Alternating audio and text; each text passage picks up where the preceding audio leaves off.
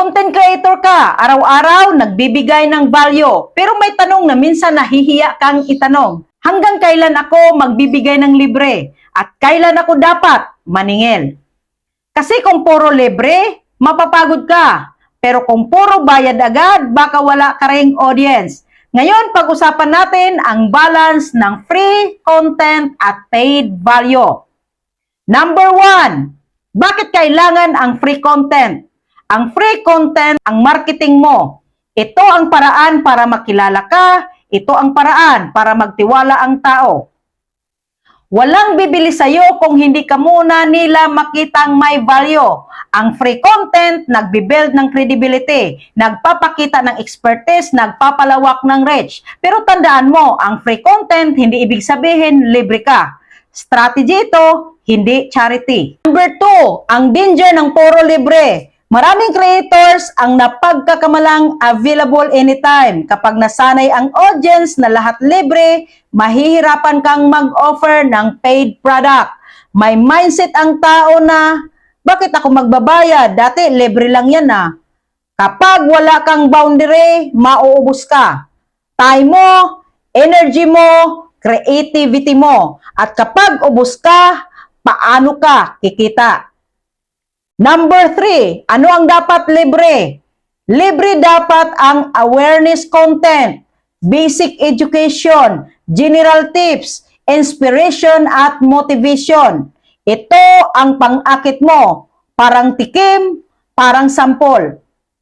Pero hindi mo ibibigay ang buong system, hindi mo ibibigay ang buong strategy. Kasi doon, papasok ang paid value. Pang-apat, ano ang dapat bayad? Bayad dapat ang step-by-step system, personalized coaching, exclusive mentorship, advanced strategies, at time mo na one-on-one.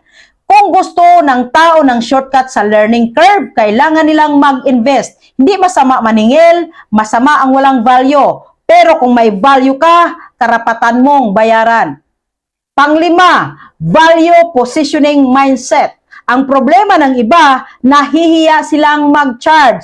Bakit? Kasi iniisip nila baka sabihing pera-pera lang. Pero tandaan mo ito, kapag hindi mo pinapahalagahan ang sarili mo, walang magpapahalaga sa'yo.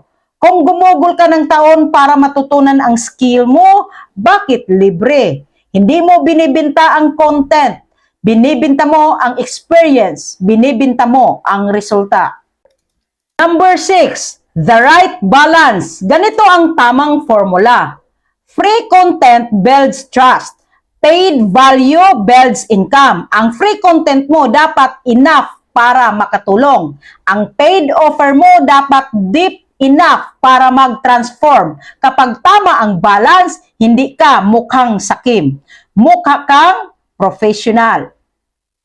Kung content creator ka, tandaan mo ito. Hindi ka dapat forever libre. Hindi ka rin dapat puro bayad agad. Magbigay ka ng value, mag-build ka ng trust, at kapag handa ka na, mag-offer ka na ng may confidence. Because at the end of the day, ang content creation hindi lang passion. Pwede itong maging profesyon. At ang profesional, marunong magbigay at marunong maningil. May natutunan ka ba? Paki-comment, like, follow, and share.